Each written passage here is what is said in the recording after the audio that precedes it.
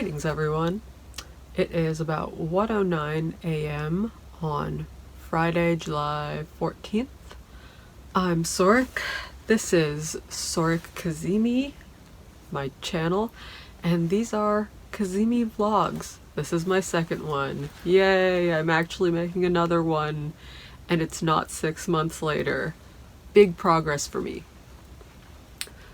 Okay, so today I thought it would be fun to talk about the most topical of subjects right now, the nodes of the moon. I'm going to describe what the North Node and South Node, aka Rahu and Ketu, are going to be doing in the tropical zodiac right now / very soon. And I guess I will also probably end up talking about Venus retrograde a little bit more, since I only touched on it very briefly in my last video. I might get more in-depth into that, and how the interplay between Venus and the nodes is important, and as well as the interplay between Venus and Mars that's just happened. Other things that I might touch on, I guess I'll talk about eclipses in general first, and then go on to the nodes and what they're like. And, you know, I'll be throwing out examples and references. Any references I make, I will link videos in the card thing that shows up above. And for other types of links, all my links to things that I mentioned will be in the description. And timestamps will be too, so you can skip around. Okay. Let's start with what eclipses were like. So think about this from the point of view of our ancestors back in ye olden times, right? When they looked up at the sky, it's like, what are the two things that are the most constant? The sun is always in the sky every day without fail. And the moon is also always in the sky somewhere, but she's not always visible, and she's never in the same form from one day to the next. She is always changing. And this is where we get some of the traditional significations of the sun and the moon, with the sun representing a very fixed energy, one that is a constant burning fire in the sky, a very persistent source of life and heat to all of the beings in our solar system. And likewise, the sun in astrology represents a fixed, constant thing in its in one of its many symbolisms. The sun is considered like the spiritual core of a person, the essence of the personality that may take you a little while to develop in your life, but it, depending on where the sun is in your chart and how prominent it is for you. But the sun, generally speaking, refers to the points of our ego, our spiritual self, our centered, most concentrated personality, and our core, I guess, intellect, like the way we think, which, depending on where your sun is, might be easier or harder for you to change. And then the moon, in contrast, is that in us which is always changing. So the moon actually symbolizes the material manifestation of the self, as opposed to, like, the sun is like the spirit, the moon is like the matter, you know? It's us in this incarnated body with, like, a changeable mind, you know? Your mind goes through moods, it goes through shifts, it goes through whims. It's not some constant, rational, logical thing. It is of the nighttime, you know? The moon is given the domain of the night. So it's like the wild, like, part of the human psyche that is always, consciously or unconsciously, in touch with the more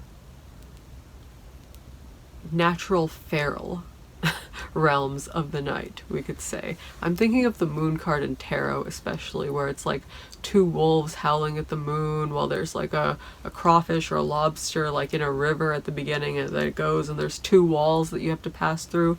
It's like the moon card is very much like the entrance to the lunar realm, which is guarded by the animals of the night.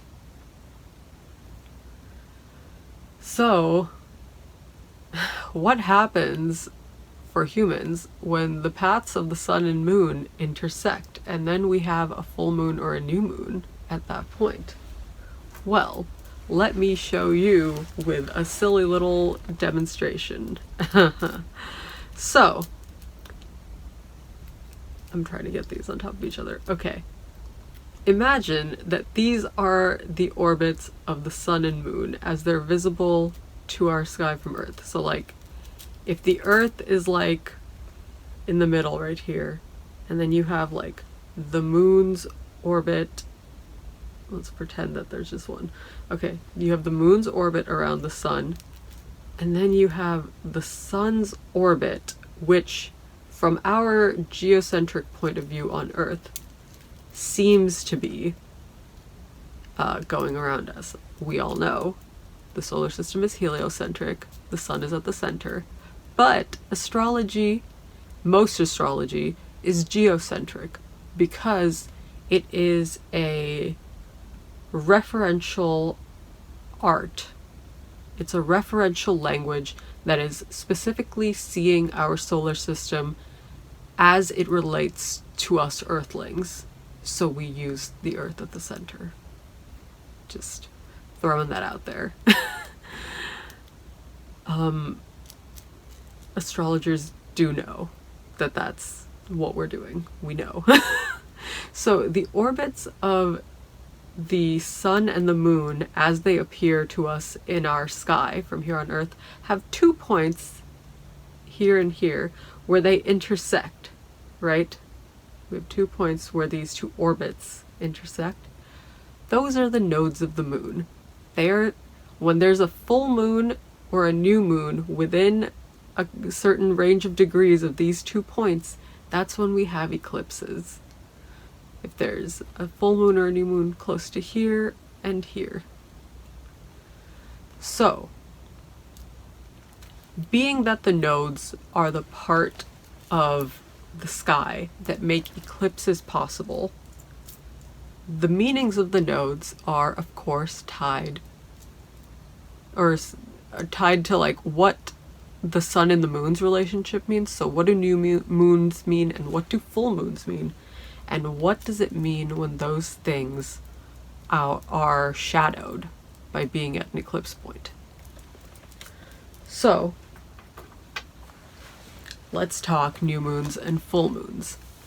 New moons, one cycle ends and another begins. It's the time when the moon is not visible in the sky at all because she is with the sun. So the moon is only in the sky during the daytime and is together with the sun, so cannot be in the night sky, because if it's night where you are, the sun is under the earth, not up above us in the sky.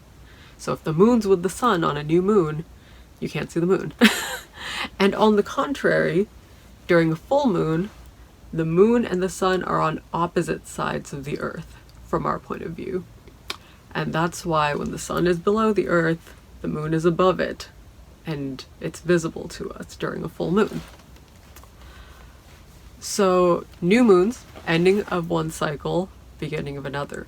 Full moons, the peak between a beginning and an ending, the culmination, the climax, the coming to fruition of a certain thing. So, what happens when there's a shadow that comes upon these two things? Well, during a solar eclipse is just a new moon where, because those two orbits are crossed over properly in the sky, see, the sun and the moon even when there's new moons and full moons, they're not always exactly aligned. So we don't always have eclipses. The moon doesn't always pass in front of the sun. But when there's a new moon happening at one of these points, the moon and the sun can align ever so perfectly. And so the moon appears to block out the sun for a brief interlude of time. And on the other hand, when they're opposites during a lunar eclipse, the moon appears to become red for the duration of it. Now, symbolically, let's think about what that means. The sun is that constant source of light, heat, energy, vitality, spirit influencing matter. You know, our connection with the realm that is invisible, maybe we could say. But our relationship to that is disrupted temporarily.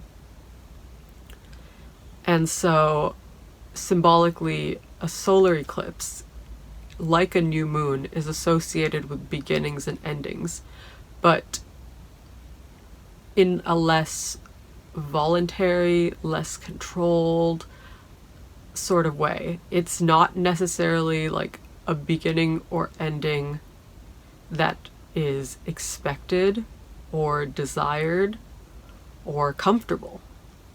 The nodes do not care about your comfort. They are here to shake things up. Joe O'Neill, astrologer Joe O'Neill, who is Joe Maker of Ways on her website and on Instagram, at Joe Maker of Ways. I'll put links in the description.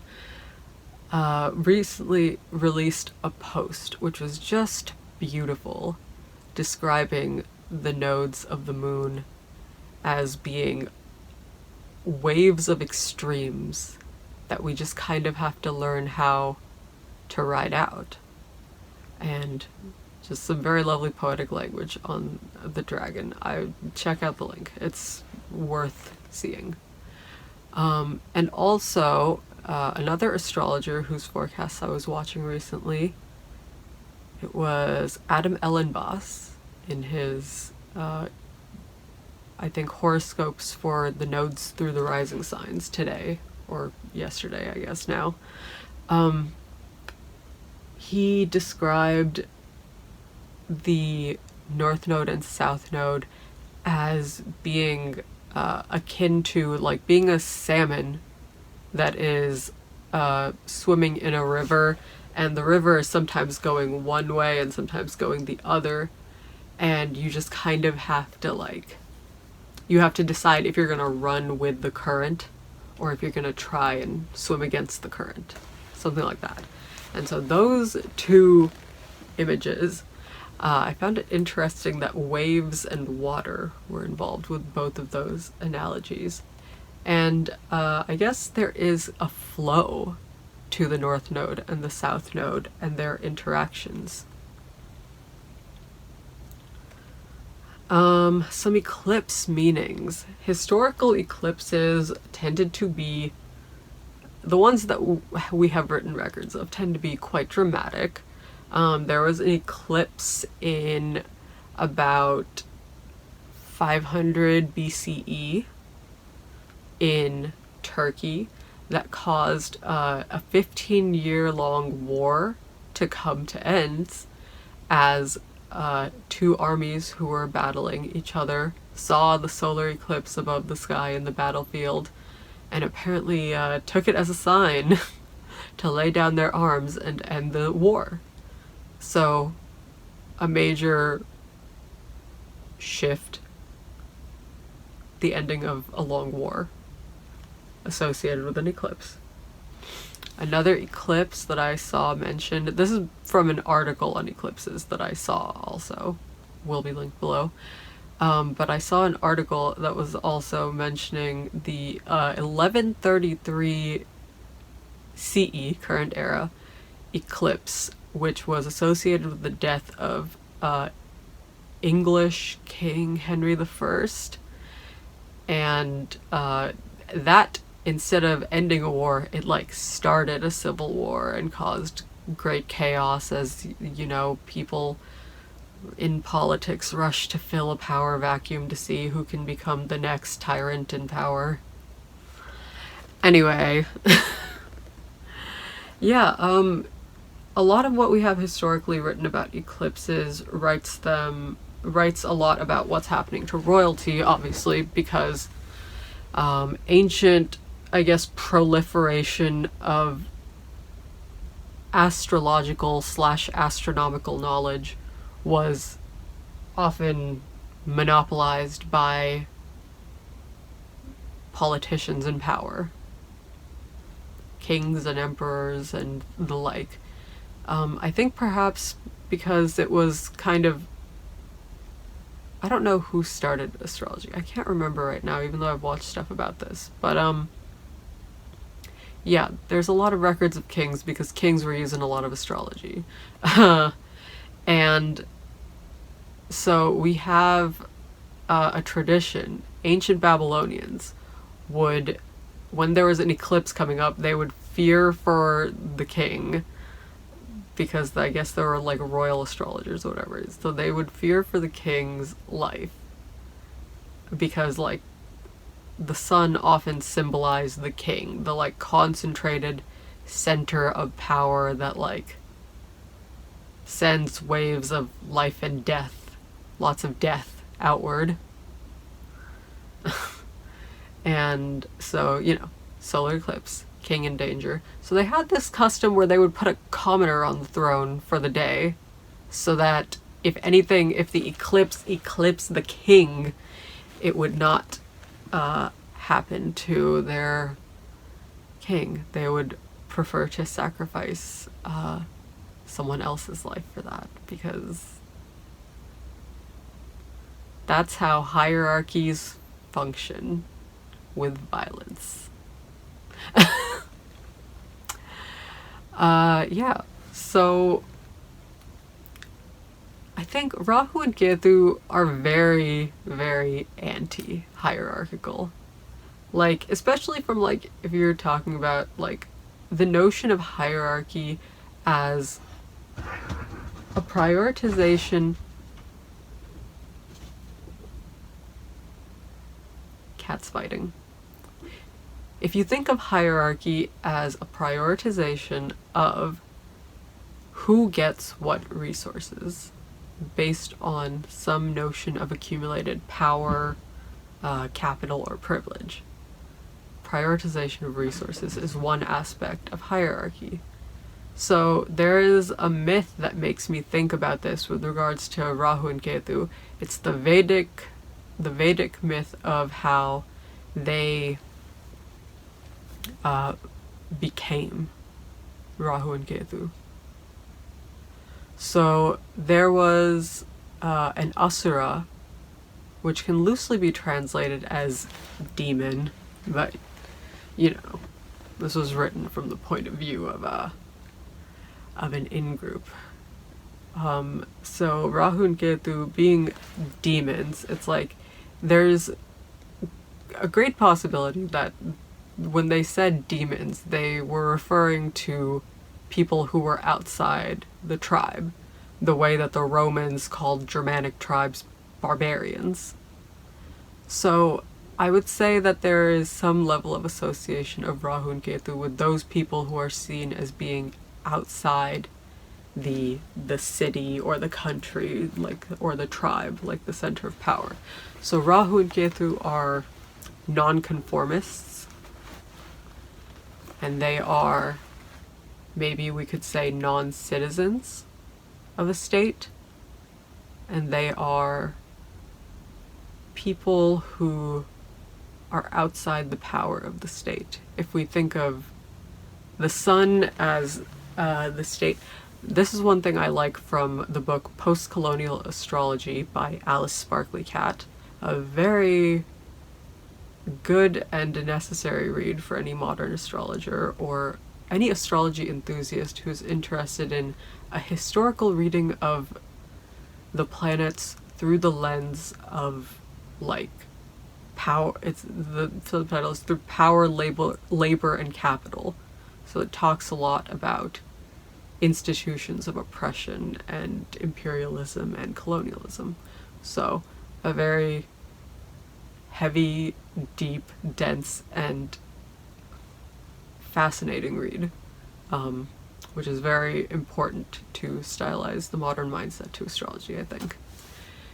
And so, where was I going with this? So yeah, so Rahu and Ketu, outsiders. So they were, I think they were an asura / demon who was named Svarbhānu. I think that was his name. And there was some sort of occasion where the devas, which are the opposite of the asura, so instead of demons, they would be referred to as the angels or the gods, you know. But you know, who's to say who's a god and who's a demon? Just saying. The people who are in power get to write themselves how they want. Yeah, so anyway, the gods were engaging in, they were churning the ocean for something. They were churning the ocean to get nectar out of it. It was the nectar of immortality. It's kind of like ambrosia in Greek mythology. I think it's called soma. I think soma is what they were trying to get out of the ocean. So they get this nectar out of the ocean, and all of the devas line up to drink it, because I think the devas and the asuras were probably fighting, and so the devas were trying to find something to help them defeat the asuras, and the nectar that came out of the ocean would give the devas immortality, which I think was supposed to help them in the fight. I may be completely butchering this story because I'm going off of memory, and I read a lot of myths.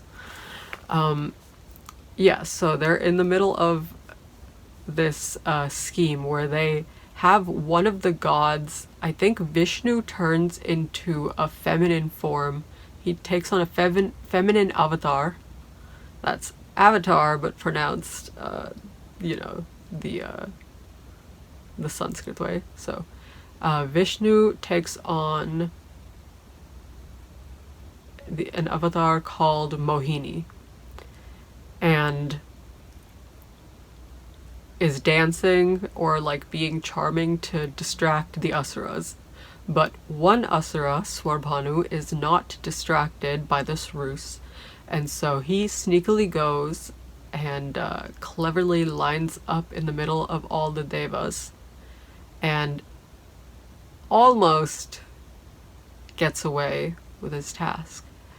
However, as soon as the drop of nectar touches his lips, so the devas fail to stop Svarbhānu from having the nectar, because like one drop is all it takes to give you immortality. Svarbhānu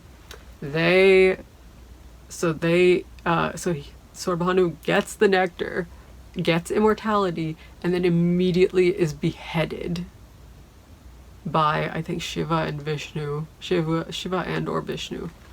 But yeah. So Svarbhānu is just this immortal being who is now forever severed.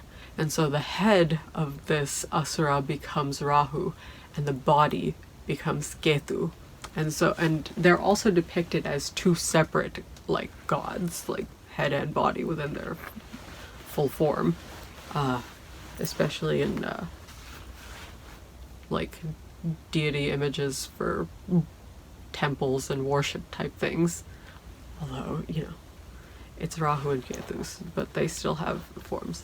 So anyway, that's why there is this association of Rahu with like sort of an obsessing quality or something that makes you strongly yearn or go for something. And there's a detachment quality to Ketu, which represents going inward and withdrawing. And so there's on my, I'm going to link my own dice divination guide below on my blog, because it has a very dense kind of like list of keywords for all of the planets and the nodes, and then for the zodiac signs, and then for the houses of the birth chart. I have a dense list of keywords for all of those, but I'll reference the vibes of my Rahu and Ketu, North Node and South Node, keywords. So I've mostly written them as pairs of opposites. So Rahu would be like things that go up, things that increase, things that are in high places, people who try to raise their status above normal people. So this would be like people who are incredibly wealthy, or who have some other like hyper level of fame. So high levels of fame and resources that are more than the norm, and especially like a dragon-like tendency to hoard resources. So billionaires and CEOs fall into this category a little bit. Rahu can be associated with those people.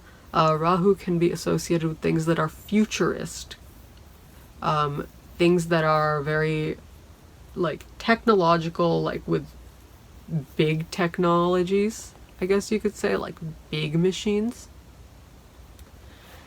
And it's also associated with things that are not of the earth, things that are extraterrestrial. It can be associated with aliens and UFOs and science fiction. Now, opposite to all of that, Ketu is more inward facing. It's about going down. It's about going to low places. So it can be associated with people who are impoverished, or people who are marginalized, because they are, I guess, their status is depressed or oppressed in society. So Ketu can be associated with that. It can be associated with people who are, but it can also represent people who are probably correspondingly, in a related way, opposed to hierarchy, in contrast to Rahu's sort of like benefiting from hierarchy. I think Ketu could represent people who are opposed to hierarchy, could be associated with anarchy. And Ketu would also represent things that are tied to the land. So Ketu is also associated with like large animals.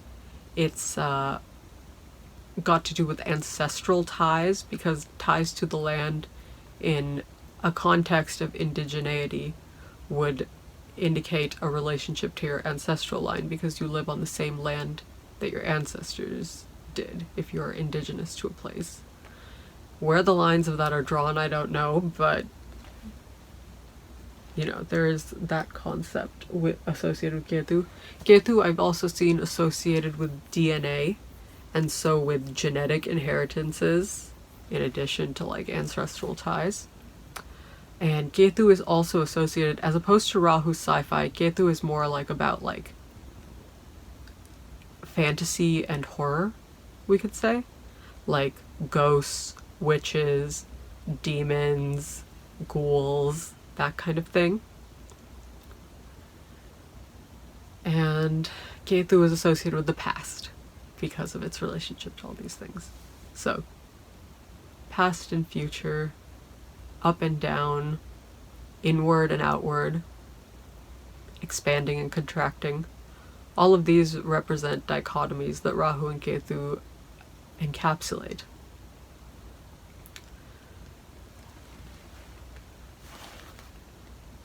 So we can see why,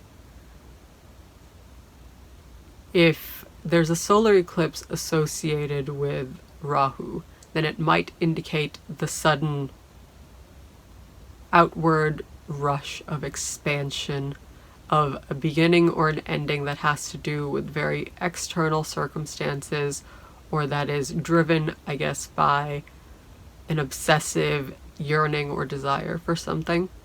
And then, as opposed to that, a solar eclipse on Ketu could represent a beginning or an ending that has to do with contraction, with going inward, with wanting to detach from things. Oh, I also forgot to mention, Rahu could be associated with materialism, and Ketu is associated with spiritual liberation, or the concept of moksha in Hinduism, and perhaps with nirvana in Buddhism. It's got that sort of a vibe of spiritual enlightenment, which is also why it's associated with material loss or material poverty, because there's traditionally like a sort of dichotomy between, you know, like, if you are more spiritual, you will tend to have less possessions, kind of thing, in terms of like ascetics and like hardcore monks being associated with Ketu. So there's that. But yeah, that's why if there's a solar eclipse conjunct Ketu, they will maybe be associated with like an inward rush, a decreasing, a purging of things, as opposed to Rahu being an accumulation of things. And yeah, so there's different vibes. And then of course a lunar eclipse involves both of the nodes at the same time. So it has the vibes of both because it's something that's peaking. I think lunar eclipses is more like something is peaking, but like it means that something is about to increase and something is about to decrease. Like I feel like both are involved, if both nodes are involved. So it's like maybe a switch up of energies even. So with that, let's talk. The North Node is moving into tropical Aries, and the South Node is moving into tropical Libra, which are opposite signs. Now, it's interesting. We're going from one Venus-Mars sign pair for the nodes to another. And so the one that they were in previously was North Node in Taurus, ruled by Venus, and South Node in Scorpio, ruled by Mars. So the last set of eclipses that we've been going through for the past year and a half were mostly under the control of Venus and Mars, and subject to like, they were, I should say, under the stewardship. I'm trying to switch that non-hierarchical language. They were under the stewardship of Venus and Mars. They were happening in Venus and Mars's homes. And so Venus and Mars's essence and their particular condition affected how the nodes would manifest. And they're still going to affect how the nodes manifest now, Venus and Mars, except it's going to be swapped, because the North Node is going to be ruled by Mars now, which is the opposite of what it was, and the South Node is going to be ruled by Venus. So, and also on top of that, Venus is about to go retrograde very, very soon. So she is slow right now. Miss Venus is taking it chill. And she is at the point of that yod that I mentioned in my last video from last week. So you can check that out if you want to hear more about the yod, because I talked about it at length. But yeah, so Venus is slowing down at the point of that yod, receiving pressure from Neptune and Pluto. And so there's a transformative quality happening as the nodes shift, and the South Node is going to be ruled by this Venus that is slowing down and then going backwards from our point of view in the sky. So instead of the Venusian related urge to accumulate, maybe like love, relationships, money, material possessions, and like more physical, tangible things, because the North Node was in Taurus, which is a fixed earth sign. So there is a concern with material needs and material conditions there. Not just your own, but also other people's material conditions. So you could have had a preoccupation with the material conditions of other people in your life or in your community as well. That could be a manifestation of Rahu. And Ketu, the south node in Scorpio, could have been manifested as sort of like an inward contraction or an inward like introspection or inspection of our own psychology, of our own like levels of vitality, how much energy we have, of our own relationship to death, especially with the obvious effects of, you know, the big event of the past 3 years still here and very much present with us.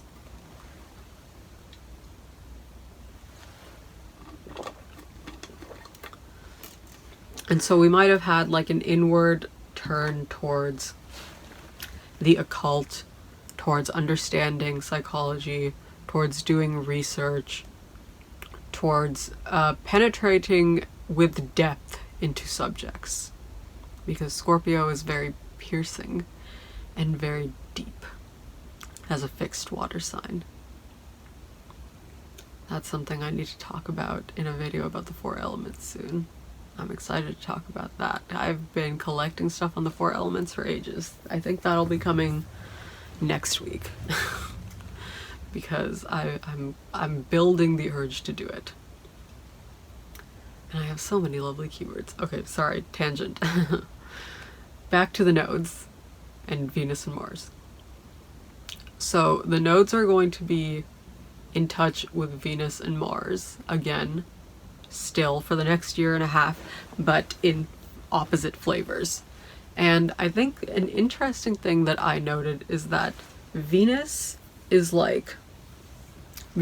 doing her retrograde right now, and Mars was doing the retrograde like last fall, right? Like summer, yeah, like last fall.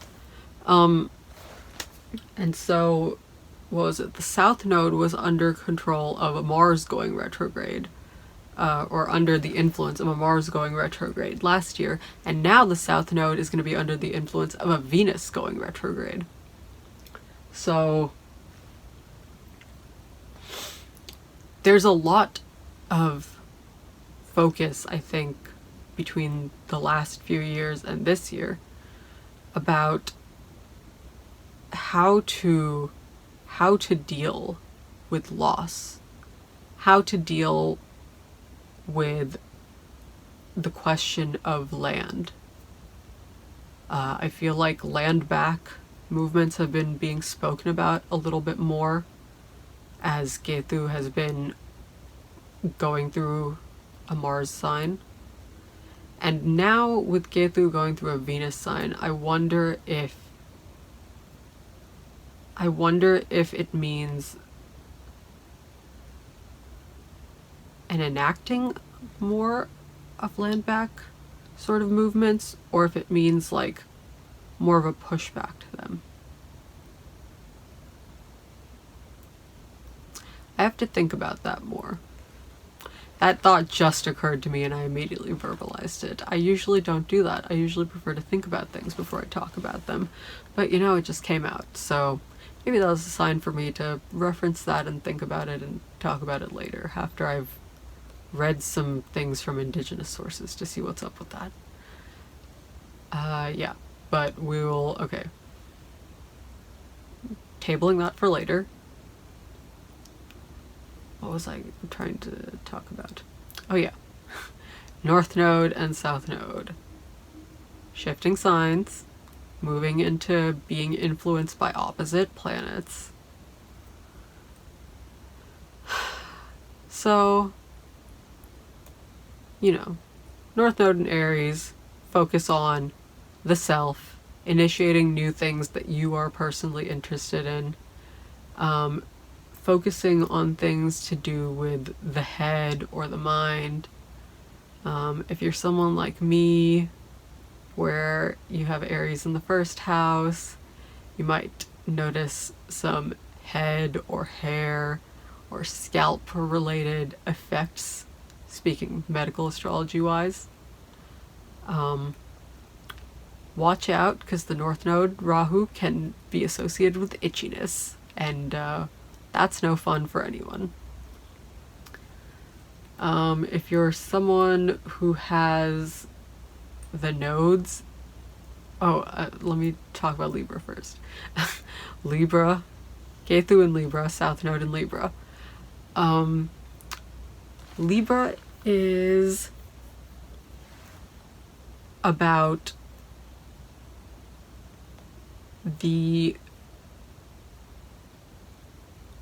it's about the cooperation between you and other people, and sort of like, how do we balance that? How do we aim towards making things that are unbalanced more balanced? The concept of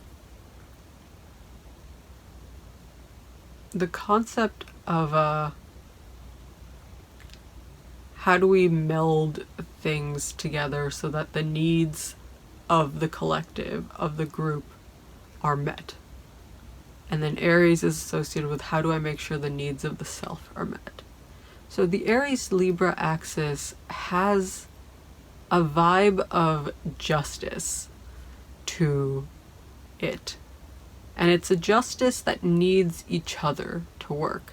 There needs to be justice done by the collective to the individual, but the individual also needs to do justice to the collective, because we are interwoven with the people around us in one ecosystem. We are all one large ecosystem on Earth, and anything that affects one part of us will have rippling effects on the rest of us. Anything we do is not isolated. We are always affecting the humans around us in some manner. And thus, we have a responsibility to be aware of our actions and their impacts on others. And others also have a responsibility to be aware of their actions and how they impact us. So Rahu and Ketu, I feel like when they're in Aries and Libra, will indicate that constant sort of push and pull between what am I doing for the group and what is the group doing for me. And it will tend to indicate like more of an obsession and a yearning for doing right by yourself, by striking out and starting new things, because Aries is very inceptive, very bold, very independent, very, I guess, outwardly rebellious, you know, very making breakthroughs, kind of.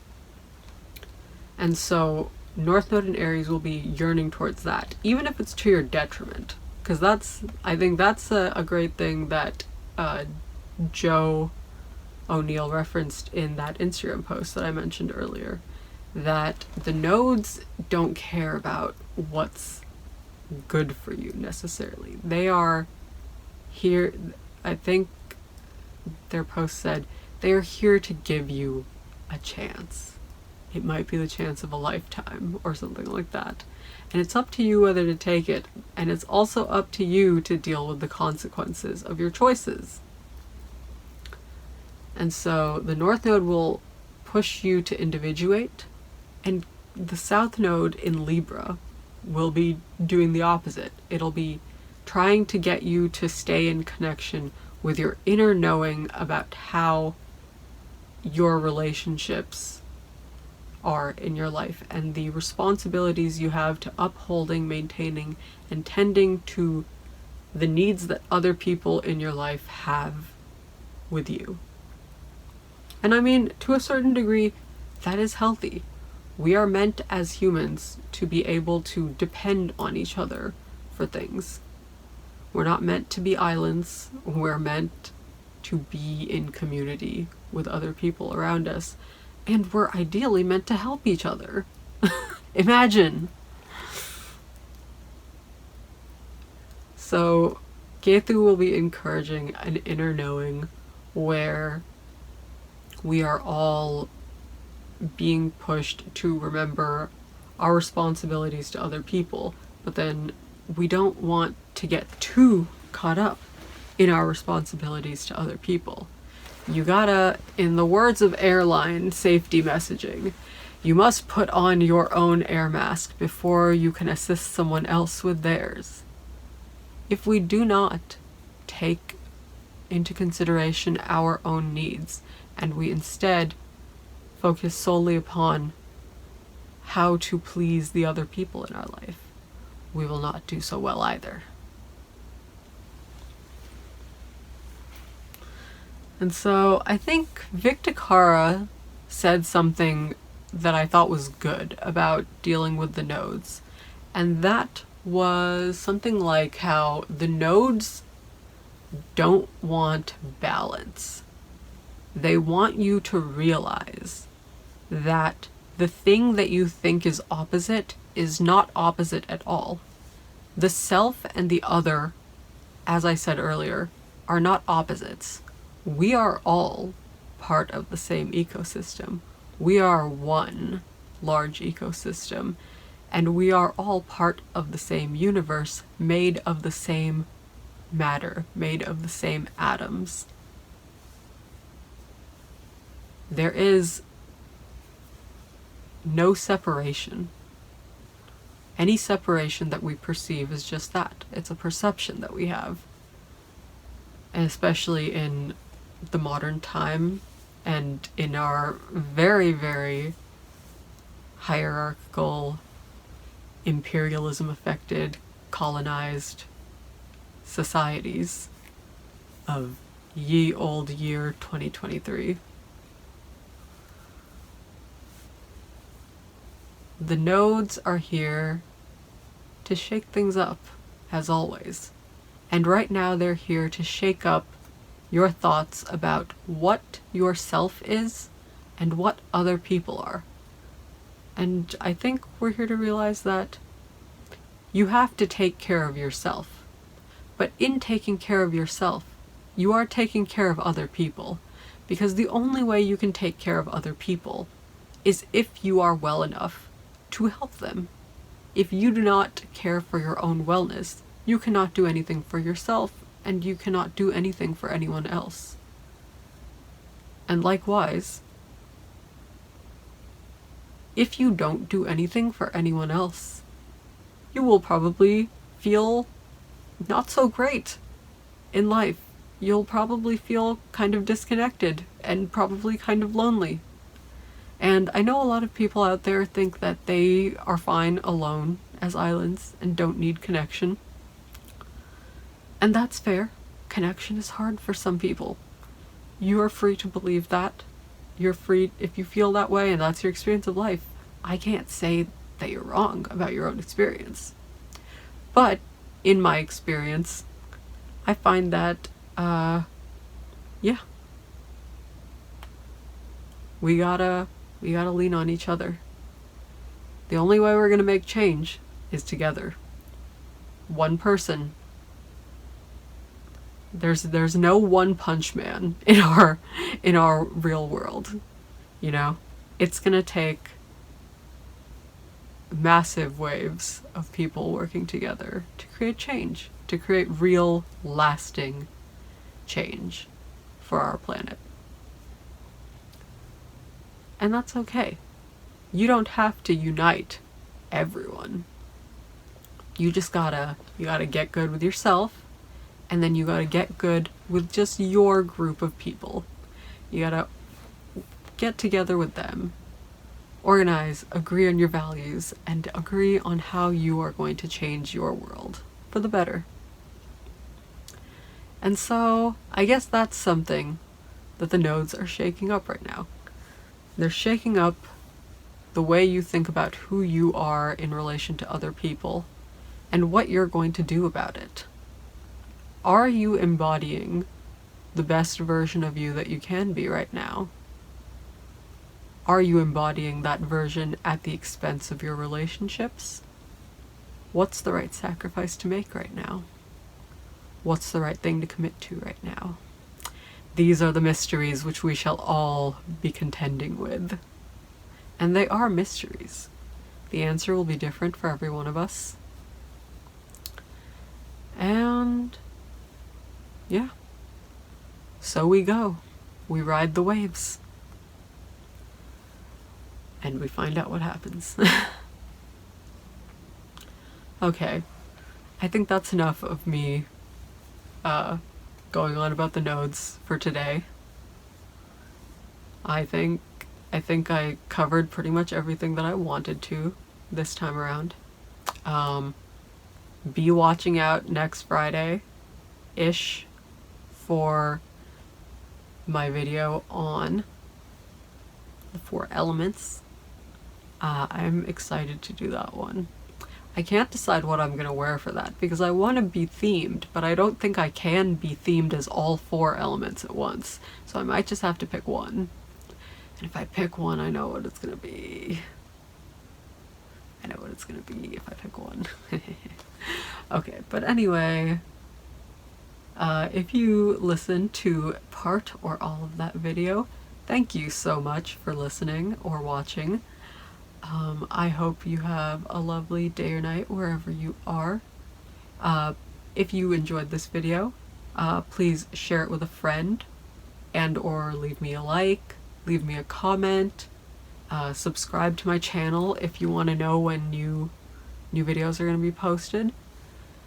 If you have any questions or suggestions for topics, you can feel free to comment those, because I am happy to answer any questions, and I am also happy to take topic suggestions. Okay, that's all for right now. Goodbye.